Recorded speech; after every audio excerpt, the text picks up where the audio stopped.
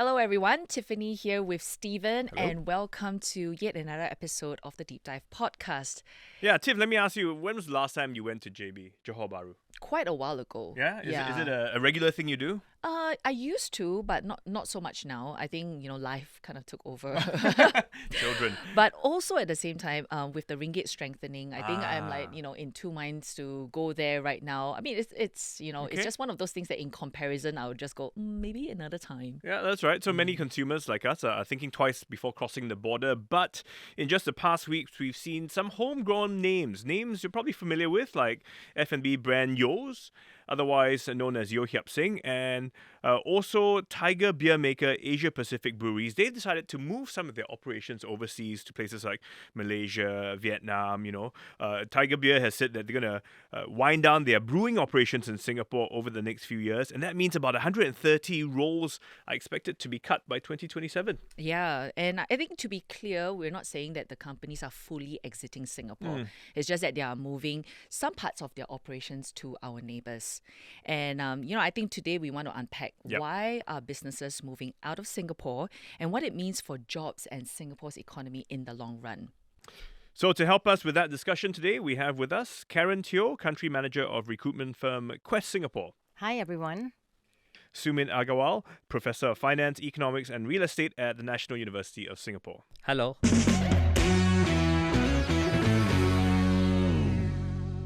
So, Sumit, I want to start with you. What's driving Singapore companies to move across the border or even to our neighbouring countries, and why now? So I think you can think about it two ways. One, clearly there is a cost-saving angle. Things are much cheaper. Earlier you were saying, look, I don't go anymore. Things are becoming expensive. But relative, just look at the strength of the Singapore dollar versus the ringgit, the exchange rate. That causes lots of things to be much cheaper. The second is regional integration. There is a push to create regional integration within ASEAN. And this is one of the steps. The second step Singapore has taken to also integrate with Vietnam. Earlier, your example of Tiger Brewery thinking of moving to Vietnam. And these are the two strategically important countries that Singapore has picked, mainly because they have cheaper labor, they have educated labor, they have also almost English-speaking labor. So that is allowing companies to think broadly to say why. But they are not moving wholesale. They're realizing what should we move? Low-cost things that is labor intensive, and things that is space intensive. Like if you're brewing, that requires a lot of space. Yes, true. And real estate in Singapore is very expensive. So you want to move those things where labor is cheaper, especially low-end labor or mid-end labor, and land is abundant or cheaper. Right. And that's the strategic decisions companies have been making on where and what to move at this point. I guess when you think about it, all companies will be looking at the long-term big picture and saying, how can I evolve? How can I grow? What are the things that are holding me back? And like you said, cost is often a consideration. So if I can do things cheaper, just as efficiently elsewhere, why not? But that also means, Karen, that some jobs may, end up being lost here in Singapore. And certain industries perhaps are more susceptible to this, right? When we talk about offshoring, it's not all organizations are moving. There's some organizations that's moving. And typically, like what Sumit has mentioned, cost arbitrage is one of the main reasons typically why they move. But of course, space as well as whether is it laborers. And we can tap on the talent in Malaysia. In fact, when you talk about sheer population, Malaysia has the talent to be doing some of the work where Singapore doesn't necessarily have, the kind of talent. We have 400,000 workers traveling from Right. Malaysia to Singapore on a daily basis. So we can tap on that pool of talent. And some roles, I would say, more transactional, labor intensive, and those that require space. We see data centers being set up in Malaysia, but in Singapore, you just don't have the sheer space to be managing that. We mentioned, breweries, F&B brands like Yo's, and then AI centers. What are the other industries that will likely move towards our neighbouring countries? I would say some of them has already moved. In fact, offshoring is not the today's business. It has been there for a decade. And banking industry, in the banking and financial institution, we see a lot of shared service already very well established in Malaysia. So the support functions, the know your client, KYC kind of roles, customer care kind of roles, HR operations, finance operations, marketing operations kind of role, typically will be moved to Malaysia. But we do see a trend that the higher value jobs still retain in Singapore. Okay, when you say higher value jobs, what kind of jobs are we talking about? Like the people who manage leadership roles, right? Project manager roles, specialist roles. Some of these roles we still see that it's retained in Singapore. But why? Because I could find a managing director in Malaysia and Vietnam as well and probably pay him half the price of what I'm paying a Singaporean. Now, the special thing about Singapore, right? When you talk about Singapore, a lot of countries will agree efficiency is one of our, something that we really pride ourselves Yes, on. exactly. Okay. And our regulations, high compliance, high governance, and we are connecting quality talents basically.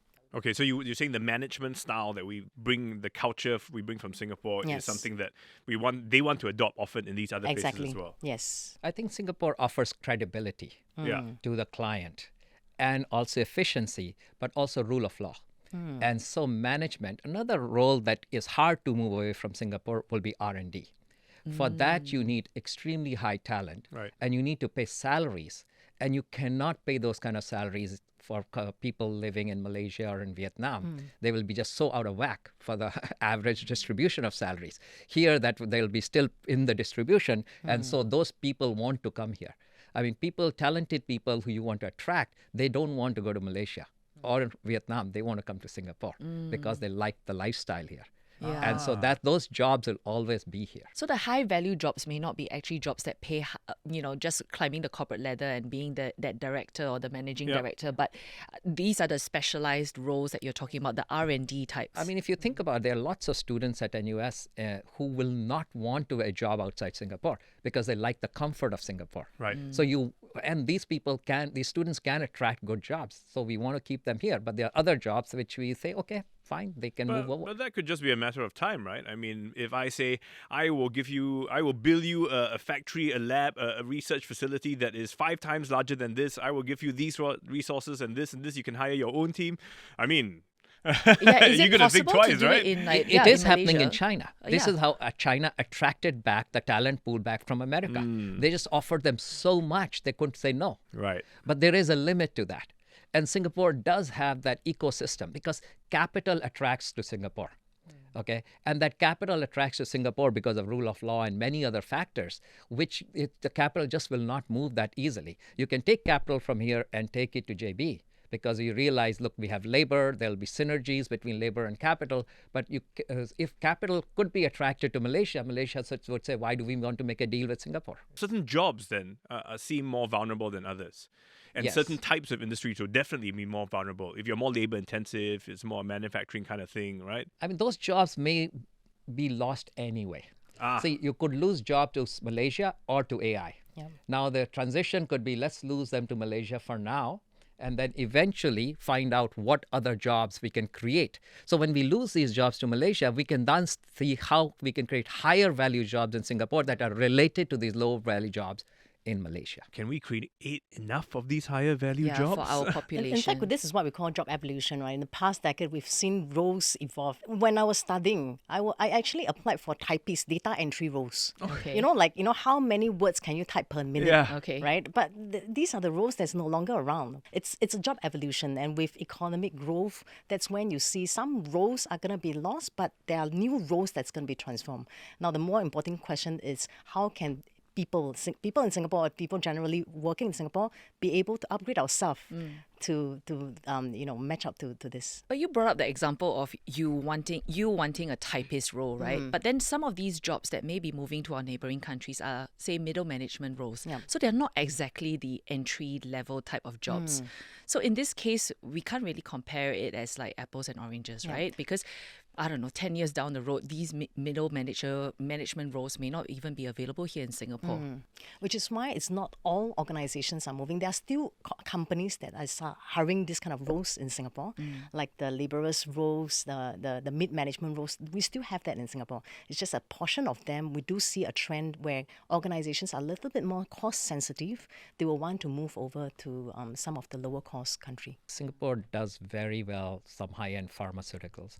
Does very well in high-tech, especially chip manufacturing.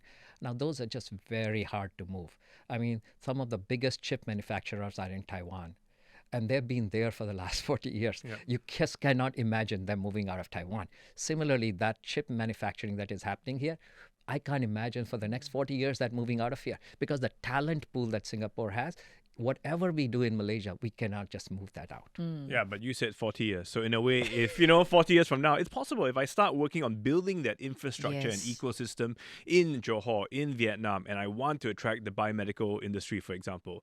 It is possible, right? But you're saying not in the immediate future. I'll be dead. I mean, you are not the one who's gunning for that role anyway. My son would have to worry about it. Exactly. So there's this training up for the the next generation or even mid-career people with skills future. Everybody's talking about retraining, upskilling our workers. Will these programs or these schemes be able to help even our current workers who are affected be able to get some of these high-value jobs, or are we really trying to say that maybe this is really for the future generation, this is really for the emerging workforce? Look, we have to tackle this problem. We should worry about what Stephen pointed out, that we will lose these jobs, and we may potentially lose even higher value jobs to Vietnam and to Malaysia. What do we need to do? We need to upskill, which means the universities need to provide a valuable kind of input into this.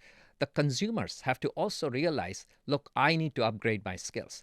And the government needs to play a role that, look, these are the things that are moving out, and what are the new industries that need to come in, and we need to attract them to come to Singapore, as opposed to other high-end places. We don't want things to go to Dubai or to London, but they need to come to Singapore, because Singapore is the hub to bring in the high-end jobs. So I think the government has a role. Many sectors have a role to play to attract those jobs. Which means we need to sort of make ourselves valuable, right? So that we're relevant to whatever changes. Portable skill sets.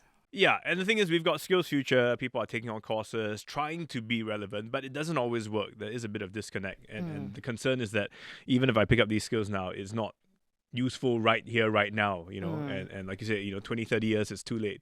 So how then can people sort of deal with this? I hear this a lot. Is AI going to replace my work? I would rather look at it from the perspective where, how can I embrace AI to make my work more efficient? Because I genuinely feel that AI will change the way how work is done, not where work is done. So it's not just about Malaysia, Vietnam, or whichever region, but we really need to start thinking, and not more than just understanding how AI is. We need to understand how AI can actually improve our workflow. But it's more than just understanding. But how can you embrace AI in the way how we work and make us more efficient? If let's say now I decide to embark on an AI career, I go and sign up for a whole bunch of courses, I take them, but I'm still too late to the game. Why would you hire me? And of course, you're not going to pay me the same salary I'm earning now, right? Because I'm not experienced in that sector. So again, for the older workers who are saying, well, you've just moved the factory and I've lost my job there, but I can't move to another sector and pick up a new job either. How do I remain relevant and valuable? Internal HR, it's important for them to start planning out for some of these workers, right? Pre-retrenchment, I believe there's already some telltale signs that, this is going to happen. Work with these workers to see how they can, kind of improve, reskill themselves to see whether can they be placed into any of the internal roles. And of course, government has got a lot of initiative to see how we can reskill and upskill themselves. We can't minimize the fact that it is going to be painful for those people who are affected. But it's also a mindset. How can they try to see how they can reskill and upskill and try to do this with an open mind. But maybe it's not everyone's aspiration to have a higher value job. Maybe there's maybe just some people who might just say, I just want a paycheck and then I will be able to go back to my family. And anyway, all these, R&D types, your pharmaceutical or your climbing up the corporate ladder, all these kind of jobs, it's still so much of a smaller pool, right? So what happens to the masses, like the average worker? I mean, you can't move service industry.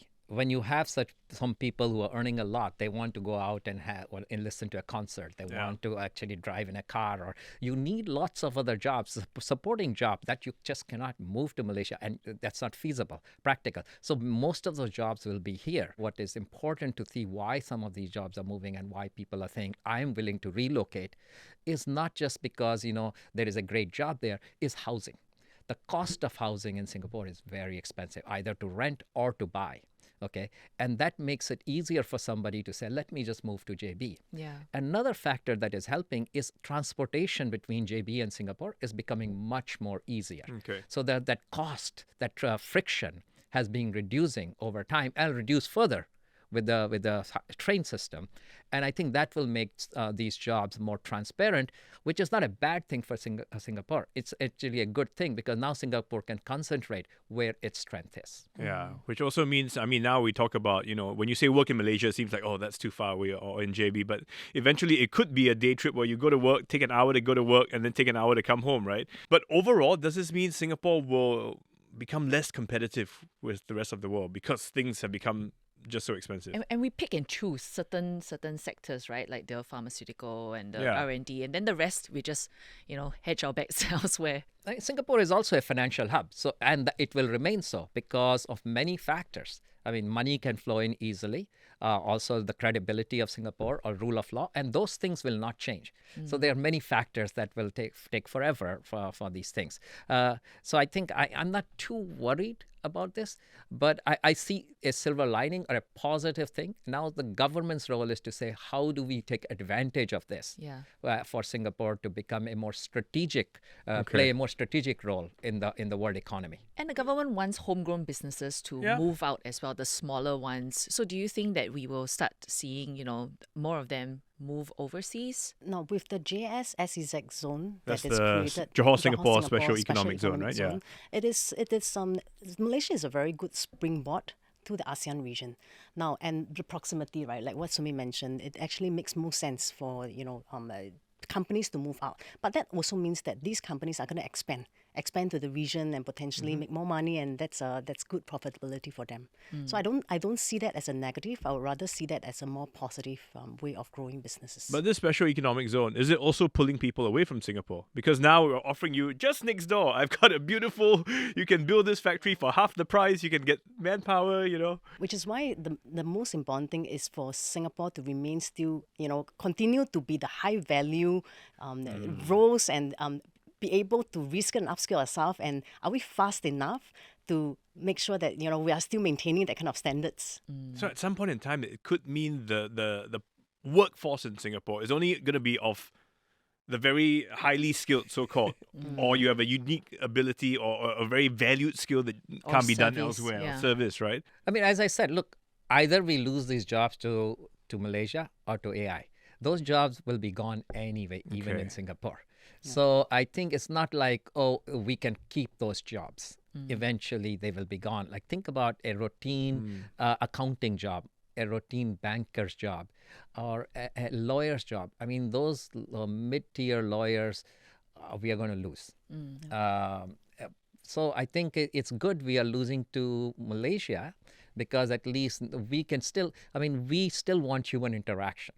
I have a hard time interacting with machines. So if I have to just go across the border, know what's going on, and know who's actually dealing with my paperwork, it's easier. What would you say would be certain skills that I can get now, whether I'm a mid-careerist or I'm just starting in the workforce? How can I prepare for this future where you are saying, let's go for the high-value jobs? Thinking about what did I miss out?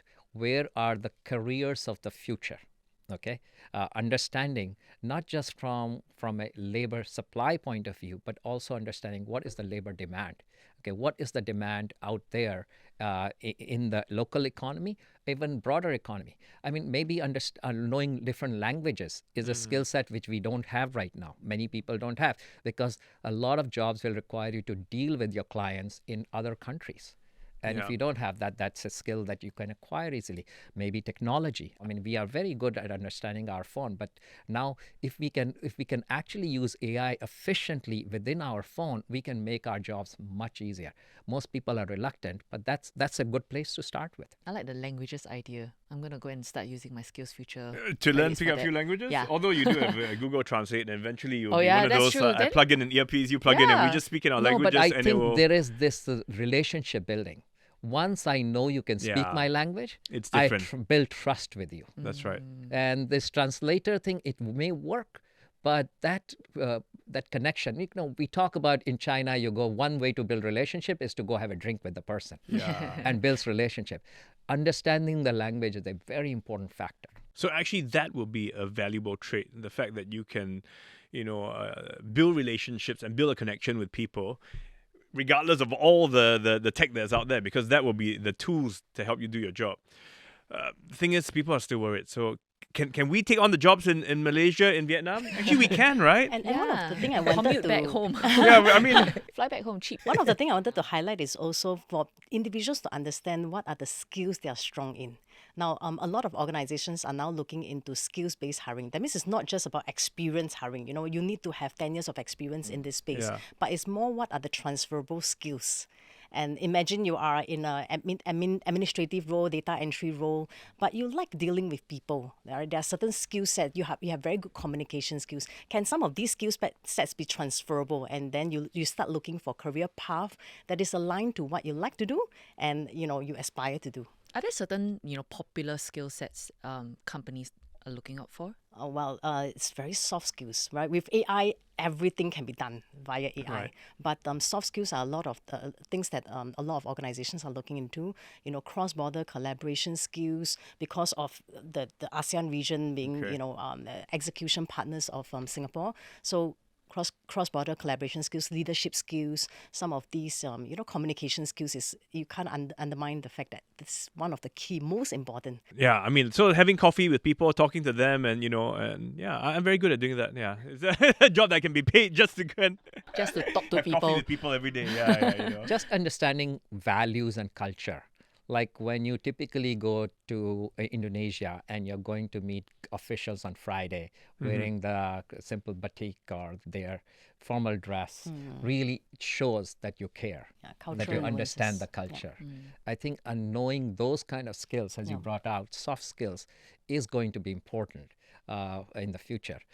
Beyond that, I mean, you really need to know your stuff, Yeah. which means understanding, getting, reskilling yourself in the typical IT or technology or any skill that you are using, even accounting, how to upgrade yourself in accounting or finance or banking. This is very important. But getting the soft skills will help you, give you that edge. Yeah, it's important to have the skills. Otherwise, you are the personality hire. You're just there for the vibes. What, you saying personality with no skill? Just you look, and I look were nice just, only. you and I look were nice. just the personality hires. Okay, so as we wrap up, I mean, so how any words of advice? What does Singapore need to do to, double down? How can we prepare for this change, or should we just say we're not afraid of this? I mean, the fact that these guys are moving out is not a big deal. It should be expected, and that more will come. This is not a new phenomenon. We have all seen over the decades where, the things evolve and both labor and capital are mobile. And right now we are seeing this is a strategic partnership between Singapore and JB that is where we are creating labor and capital mobility from both sides. This will continue on because we want to equalize things over time. Yeah. Right now, if you see historically, many Singaporeans will go over for a day trip to JB just for shopping or petrol. Okay, why should that be? Because we are losing revenue. If we can create jobs that bring back revenue to Singapore, that's a better thing in the long run. Because if you're actually working there and living in Singapore, you at least bring back salaries and live here, and that is a improvement overall. Yeah. In fact, we shouldn't see it as a leak out of the country, but look at how we can work that such that it's two ways. There's a flow out, but there's a flow in as well. Yeah. I mean, I have friends who live overseas. Their entire family live, here in Singapore, but then they work overseas. So naturally, they will still have to bring the money back to Singapore for their families. Yeah. So I think that would be the reality, in future as we look at Malaysians or different our neighbors coming into Singapore. I think Singaporeans are also going to go out there and get jobs and then come back on the weekend. Yeah, so take a bit of time to reflect on that. And on that note, actually, I can see myself, well, rather, I once thought of myself doing a job inspecting mirrors. Okay. Yeah, because I can see myself doing that. I see. Yeah, can't Well, you? I can. Anyhow, thanks so much for coming in. To all of you who are watching or listening to this, if you have thoughts about this, any concerns, what are you worried about? Are you worried about, I mean, we've talked about AI taking away jobs, but there's so many things that could happen and keep changing in the world that we live in today. So do let us know your thoughts and comments. We do love to hear from you. See you. Yep, bye for now.